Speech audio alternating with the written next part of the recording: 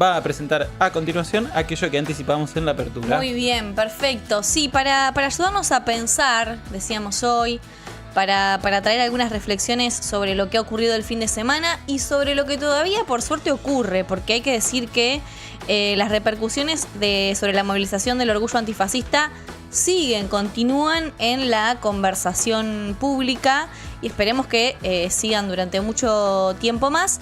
Vamos a saludar ya mismo a María Pía López, que ella es socióloga, es docente, es investigadora, ensayista, autora de varios libros. Recién decía ahí afuera, Apuntes para las militancias, es un libro que he recomendado muchísimo, me ha gustado muchísimo y creo que también nos puede servir para estos días. Y el último, que se llama Travesía, jugar con Maldón. Así que si estás del otro lado, te saludamos. María Pía, ¿cómo estás? Mariana y Fran acá en la UNE. Hola, ¿cómo están? Hola, muy Hola, bien. María Pía. Muy bien, ¿vos cómo estás? Bien, acalorada, chicas. No, es tremendo esto, Terrible. Tremendo. Muy difícil. Se vino con todo. Bueno, participaste, sí, estuviste obviamente el sábado participando de la marcha. María Pía, me gustó algo que escribiste en Twitter, yo te sigo mucho en Twitter también, que decías algo como que era una marcha, o no sé si como que era, sino expresabas tu deseo de que fuera una marcha fundadora, ¿no? Fundadora de algo. Decías, acá me lo anoté, en la que se tejan nuestras memorias, deseos y furias. Y un poco la pregunta es si crees que es posible efectivamente que se pueda fundar algo a partir de lo que pasó el sábado. A mí me parece que hay algo que es clave en lo que pasó en este tiempo. Hagamos una pequeñísima genealogía. El año pasado, a esta altura del año, a la misma altura que ocurrió la marcha, el 24 de enero había habido una movilización y un paro de la CGT y de las organizaciones sindicales. Recuerdan, el 24 de enero del 24. Sí. Y ahora, el 25 de enero del 25, estamos ante otra gigantesca movilización, ¿no? Pasó muchísimo en este año, y lo que pasa entre un enero y otro, y daba la impresión de que las fuerzas populares, el movimiento popular argentino, no encontraba, y diría todavía no lo estamos atisbando, balbuceando, pero no es fácil encontrar los modos de confrontar a un tipo de gobierno que cambió mucho las condiciones de la discusión política, del quehacer político, ¿no? En parte porque lo que ocurrió durante todo este año fue que en muchos momentos parecía que las formas que nosotros sabemos movilizar, el repertorio de acciones de lucha, digamos, y de formas de poner en juego el pensamiento crítico, estaban más o menos en crisis. ¿Por qué? Porque es un gobierno que instauró un protocolo represivo, un modo de control de las calles, y por otro lado, que ante la movilización, eso nos pasó muy fuertemente con la movilización universitaria, es ante enormes movilizaciones, lo que hace el gobierno es decir, no me importa nada.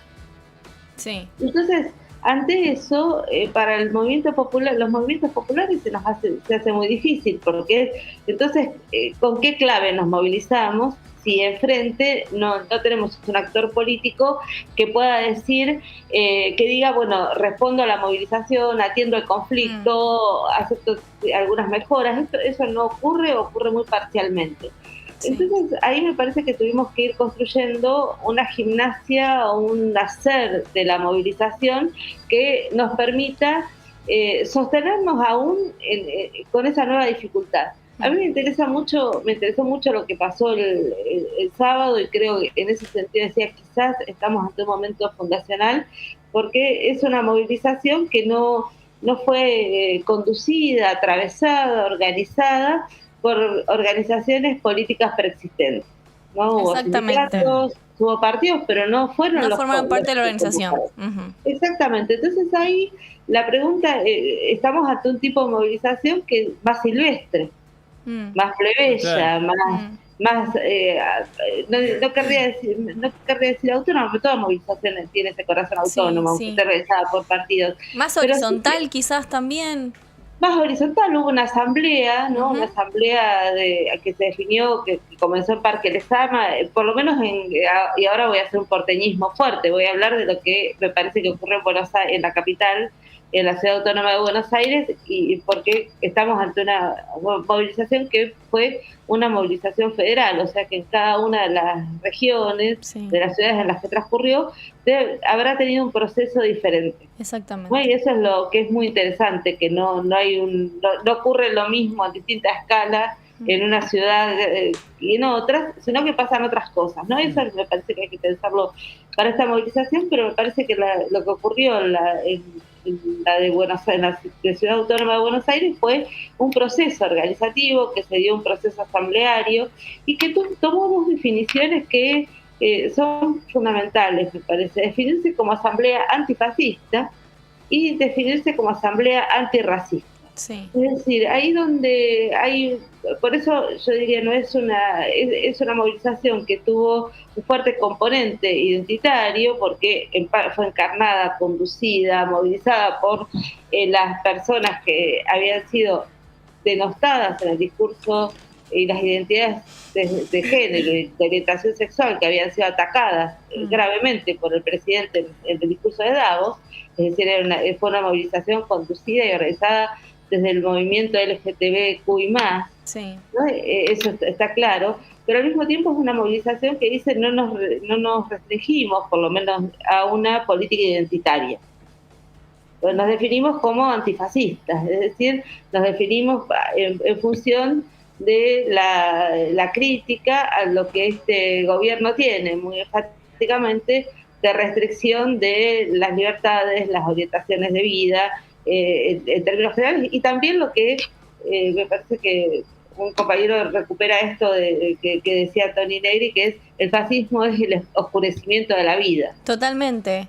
Bueno, y eso es lo que combate, ¿no? Y eso, ahí también hay algo novedoso, porque digo, es quizás empezar a entender, y creo que quizás también ya lo entendimos socialmente, que este gobierno no es un gobierno ultraconservador solamente, ¿no? Digo, que es un gobierno fascista, que estas son expresiones fascistas, y por ende hay algo ahí que tiene que ver con que corre riesgo la vida, ¿no?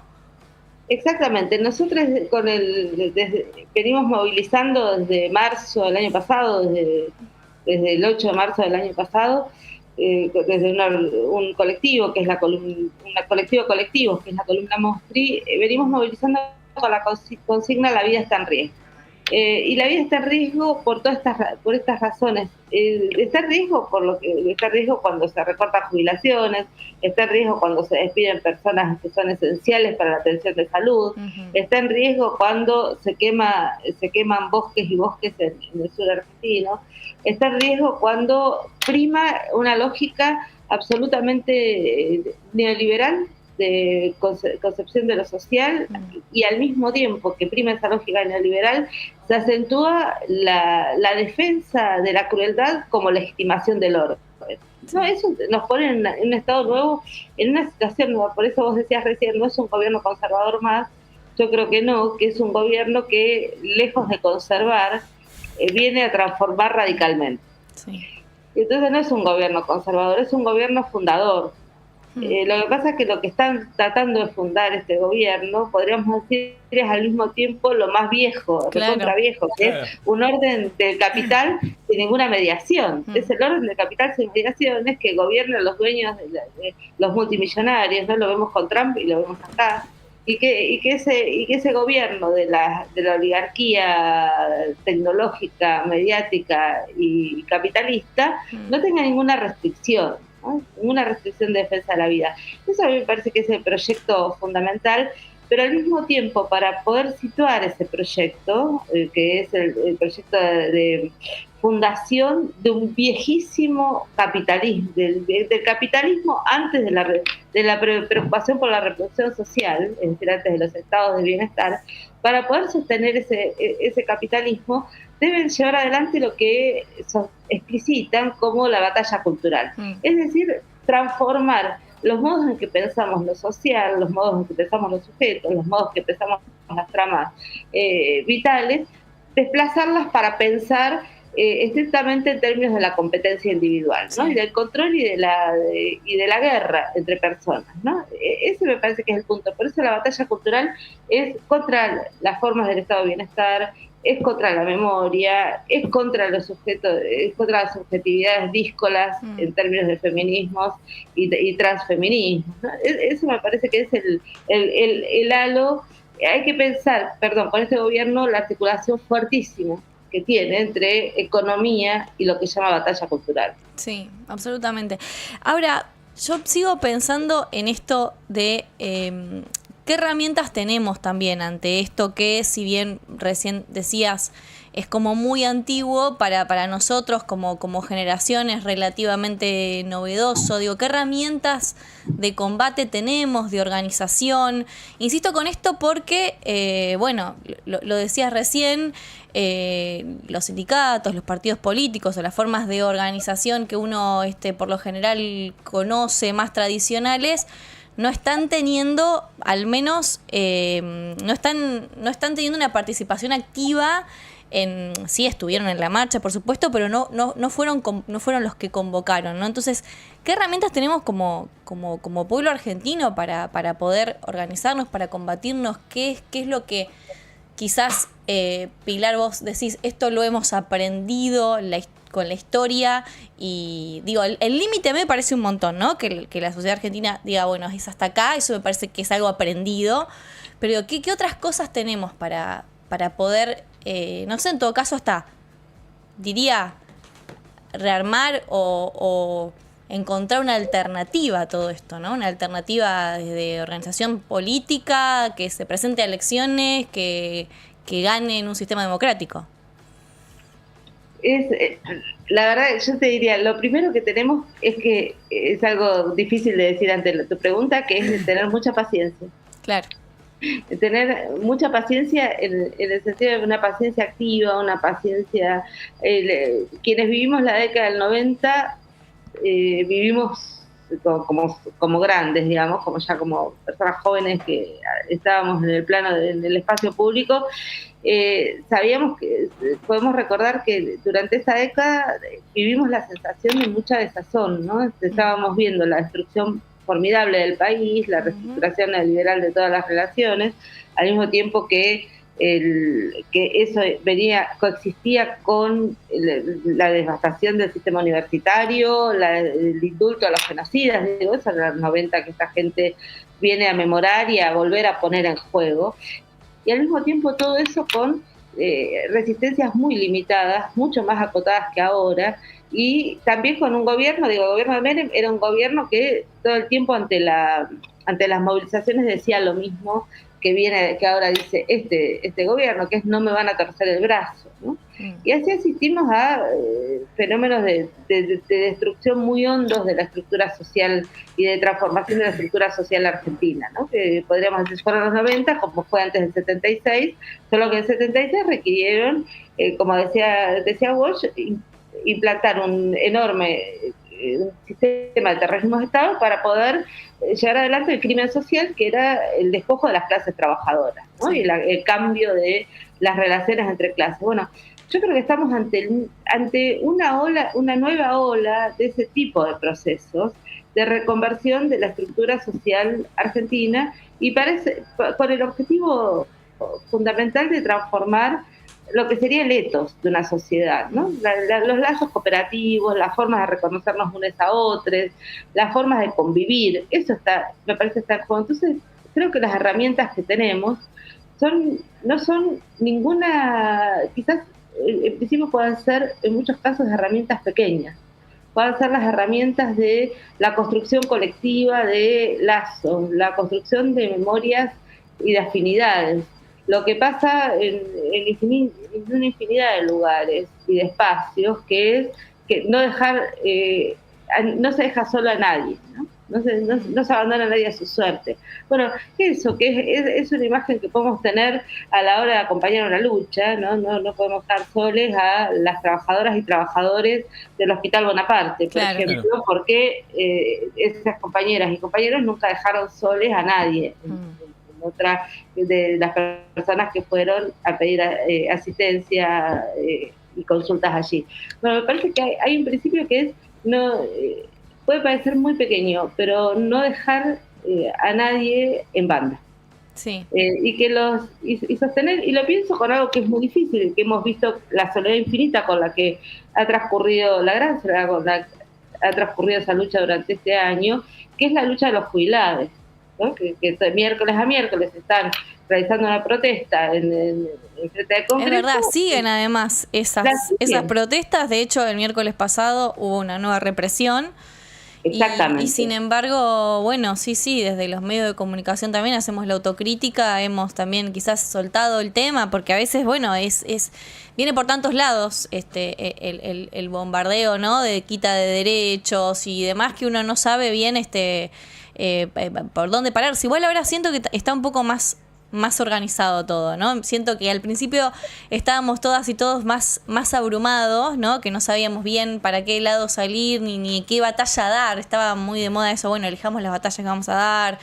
Ahora siento que está todo un poco más organizado, o al menos, no sé, el descontento va hacia un lugar. Por eso es importante, volviendo al principio, ¿no? ¿Qué es lo que ocurrió con la movilización del sábado? Si esa movilización únicamente se hubiera limitado a la discusión sobre la discusión, por ejemplo, que también puso el gobierno en juego, que es bajar la categoría, la tipificación de femicidio del Código Penal. Claro. Si la movilización se definía solo en relación a eso o solo en relación al matrimonio igualitario y a los derechos necesariamente defendibles de la población LGTBIQ+. Bueno, si eso fuera así, es muy fácil para el gobierno avanzar poniendo nichos. Entonces da una batalla aquí, da otra batalla allí, nos convertimos en sujetos que solo pelean por lo suyo, defienden el cuarto propio o la agenda propia. Y a mí me parece que lo que apareció el sábado fue el esfuerzo por saltar ese cerco. Ese esfuerzo por saltar ese cerco es empezar a pensar, y creo que es una tarea colectiva, que es una tarea, vos decías recién, del periodismo, pero es una tarea también de los medios, de las personas que construyen discursos públicos, de los intelectuales, de los activismos culturales, que es poder pensar qué es lo que une, preguntarnos qué es lo que une todo ese conjunto de ataques. ¿Qué es lo que une el ataque a las universidades, dejándolas sin presupuesto, con el ataque expresado en Davos, con el ataque a las jubiladas, la privación de remedios, etcétera? Bueno, tendremos que poder pensar ese conjunto de ataques para no sentir que cada quien enfrenta solo la porción de la lucha que le corresponde, ¿no? Por eso ahí hay algo, que lo decíamos al principio, hay algo que es la idea de vida, que sucede cuando está amenazada la vida, pero fundamentalmente la vida como vida digna de ser vivida. Es decir, que las quieren reducir a la mantención de la vida biológica, ¿no? Preocupados por el mango, por conseguir la oferta del supermercado con la tarjeta que te hace el descuento, o conseguir los remedios para tu abuelo. Digamos, estás reducido a una exigencia que es la de la infinita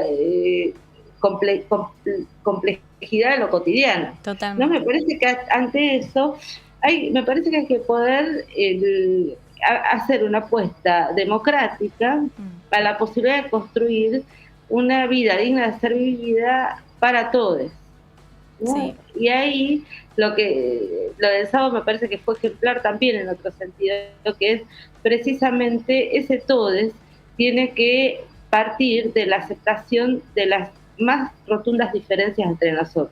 Es decir, que somos sujetos con deseos, expresiones corporales, vidas, sensibilidades distintas, ¿no? Y que partir de esa heterogeneidad es lo único que nos puede permitir construir una defensa real de la vida.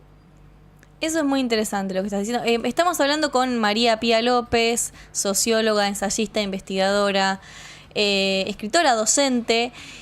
Hay algo que me entusiasma particularmente, que tiene que ver con, que lo decías hoy también más temprano, con el carácter asambleario con el que se dieron las cosas. Vos ponías el ejemplo de la ciudad de Buenos Aires. Obviamente el epicentro fue la capital federal, como siempre, pero ocurrieron marchas en distintas partes del país, una marcha federal, en pueblos del interior de la provincia, inclusive en distintas partes del mundo, de distintas partes del mundo, con argentinos motorizándolo, y también marchas que se hicieron en solidaridad de la Argentina. Pero me interesa lo del carácter asambleario, porque es verdad que en cada lugar, indefectiblemente, la gente tuvo que encontrarse, ¿no? Previamente, de algún modo. Bueno, ni hablar lo que ocurrió en Parque Lezama en la Ciudad de Buenos Aires. Y eso quizás sea el germen para posibles nuevos encuentros, ¿no? Gente que inclusive se vio bastante, no había marchado antes o no tiene una militancia previa. Me parece interesante eso, ¿no? Más allá de la movilización, eso que se gestó antes en lo previo, espontáneo, rápidamente, y lo que se puede llegar a replicar a partir del encuentro después. Yo creo que hay un punto que es clave para pensar eso, y que es la necesidad que tenemos de pensar de nuevo las territorialidades, los territorios donde se dan las peleas, ¿no? En los últimos años, porque hubo una cantidad de modificaciones tecnológicas, informativas, estuvimos muy presas y presos de la digitalización de los vínculos, ¿no? De la virtualización de las existencias. Eso después, por la pandemia, se reforzó muchísimo, que es cada quien aislado con sus aparatos, con su teléfono a mano, comunicándose, imaginando que se hace política desde esos dispositivos. No, yo creo que lo que sucede en general con esos dispositivos y con la primacía de esas tecnologías es algo que sabemos que es un formato que está más del lado de los que son los victoriosos de la hora. Digamos, que manejan de cierto modo las redes, que producen instancias de fake news, que trabajan hoy decir qué pasa con las redes sociales es pensar en Elon Musk o en el dueño de Facebook, sí. ¿no? Que son la élite, la oligarquía tecnológica que está gobernando con Trump. Exactamente. Entonces, ahí no podemos ser esa ingenuidad o ilusión que por ahí cultivamos muchas veces con las tecnologías de comunicación. Me parece que nos encierra demasiado, porque la propia lógica del algoritmo, de la construcción del funcionamiento de las redes, nos hace hablar casi en un mundo de iguales, ¿no? De personas que piensan lo mismo que nosotros, sin lidiar con esto que vos decís, que es, por ejemplo, la heterogeneidad real de un proceso asambleístico, donde te cruzás con personas donde implica componer con otras diferencias, ¿no? Exactamente. Bueno, entonces ahí yo creo que hay algo. Hay una conversación que no se agota en un hilo de Twitter o en una, ¿no? Eso también. Una conversación. Una conversación, ¿no? sí. Porque ya lo vimos, me parece, eso fue muy interesante el año pasado, todo el conflicto de las que dimos a las universidades, porque ahí también tuvimos volver a las aulas, discutir de política en las aulas, conversar de política, cuando digo política no es de política partidaria, ¿no? Sino discutir qué hacemos, cómo nos reconocemos, cómo fundamos comunidad, qué es lo común que defendemos. Esa pregunta que estuvo en las aulas, que estuvo en las tomas, que estuvo en las movilizaciones, que está en la movilización de ahora, a mí me parece algo fundamental, pero también porque es volver a partir de la presencia. Y de una presencia, de una copresencia, de un estar juntos en algo que siempre es incómodo, que siempre tiene esa característica de que te cansan lo que dicen otras personas, te irrita, tenés que ejercer la paciencia, tenés que tratar de que tu tono salga bien para convencer a alguien. Digamos, todo eso que es la vida real, que se da en situaciones de copresencia, a mí me parece que es absolutamente fundamental para poder pensar cómo confrontamos las líneas centrales de esta época, que son líneas que tienden a producir aislamiento, confrontación entre nosotros mientras gobierna salir de millonarios. Sí, el empoderamiento también del individuo en detrimento de lo colectivo. Exactamente, es eso lo que me parece que tenemos que poder imaginar poner en crisis. Y ahí digo, quizás al otro elemento que preguntabas al principio, ¿qué herramientas tenemos?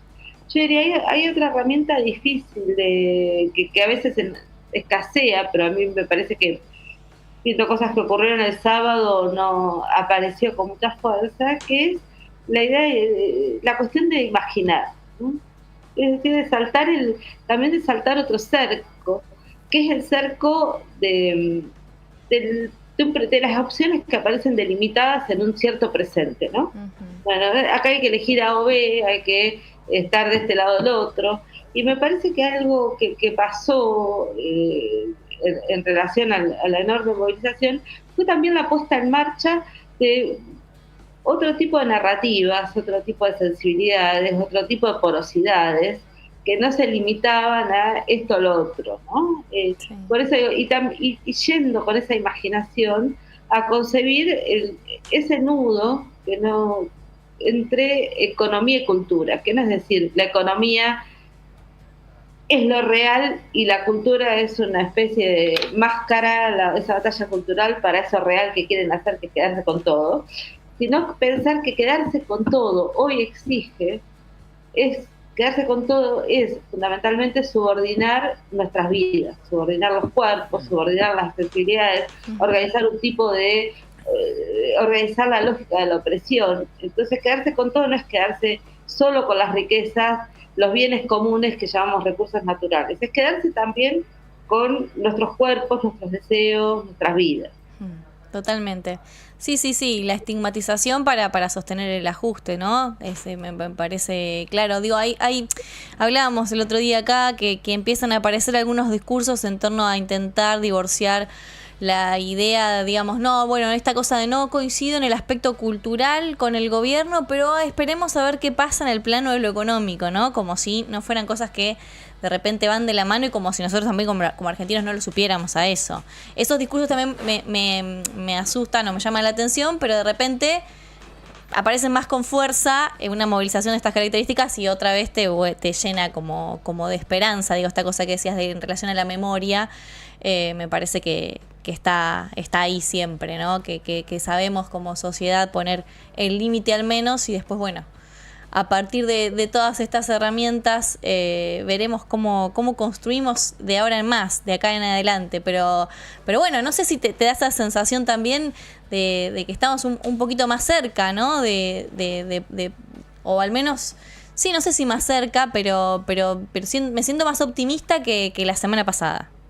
Totalmente porque siempre hay que pensar en el carácter contingente de estas cosas. Podría haber no ocurrido, en el sentido que podría haber quedado en la expresión del malestar de cada una de nosotras con lo que se escuchó en Davos, sí. Y la rumia, el murmullo, el enojo, el fastidio, la conversación en los grupos de chat. Que eso haya saltado de ese enojo individualizado o de pequeños grupos para convertirse en una movilización que le dice basta a la ofensiva fascista, para mí es muchísimo, ¿no? Hay que ver qué pasa. Siempre, yo la semana pasada estaba un poco obsesionada con la imagen que era la movilización va a ser enorme, va a ser fantástica, y va a ser una fiesta, y la pregunta siempre es el día después. Claro. ¿No? Porque el día después es esto que estamos charlando, que es lo que nos empieza a aparecer a todas las personas que sentimos un compromiso con las luchas antifascistas, que es cómo continuamos ese hilo, cómo continuamos ese impulso, cómo continuamos cómo hacemos para que algo tan tremendo como el acontecimiento que ocurrió no deje de reverberar. Y no deje de reverberar alimentando también otros procesos de lucha, ¿no? Esa me parece que es la pregunta, y por eso decía hace un rato, me parece que es una pregunta que debe abrirse como a la hora como objeto de una reflexión colectiva en general, ¿no? Totalmente. ¿Cómo hacemos para que no se nos convierta en una nota de color del año? Digo, porque también cuando les decía lo de comparar con el 24 de enero del 24, este 25 de enero del 25, es también por lo que pasó durante el año después de ese paro, de esa movilización que fue muy importante, fue un ciclo de desgaste, cada vez menos, cerramos el año con mucha más dificultad de movilización sindical. Sí. Entonces, del mismo modo que tuvimos con el proceso de luchas universitarias, un pico muy alto, y después un proceso más ralentizado de esas luchas. Entonces, también me parece que hay que preguntarse por las posibilidades de los efectos, la conmoción que puede producir una movilización, pensar cómo resuena. Y quizás resuene abriendo otras movilizaciones quizás resuene abriendo otra agenda, quizás resuene como límite al gobierno que no se va a atrever a hacer otras cosas, y ya eso sería un montón. Y quizás resuene también como modificación de la vida de muchas personas, que esto que vos decías, me siento más optimista, yo creo que sentirse más alegre, más optimista, y que esa alegría venga de un esfuerzo colectivo político, no es poco en este momento. Porque parte me parece, de la estrategia de producir esta transformación refundadora de la Argentina que tiene el gobierno es hundirnos en la impotencia, ¿no? Total. Y producir una lógica de depresión política. Entonces, combatir eso es realmente el imprescindible punto de partida para dar esas batallas. Espectacular, me encanta, me gusta como cierre eso que dijiste también. María Pía, un placer conversar con vos, de verdad, muchísimas gracias por ayudarnos a pensar. Bueno, y aprovechamos, en otra oportunidad te vamos a llamar y vamos a hablar sobre tu último libro también. ¿Ya del año pasado o del otro? Ya no recuerdo. Travesías del anteaño. Travesías desde el 2023, sí. Ahí está. Bueno, pero vamos a seguir charlando seguramente porque siempre es interesante conversar con vos. Bueno, gracias a ustedes. Que tengan un buen día. Adiós. Bueno, ahí pasaba María Pía López. Ella es socióloga, es investigadora, docente, ensayista y la verdad muy interesante. Me abrió como varias pestañas como para seguir pensando.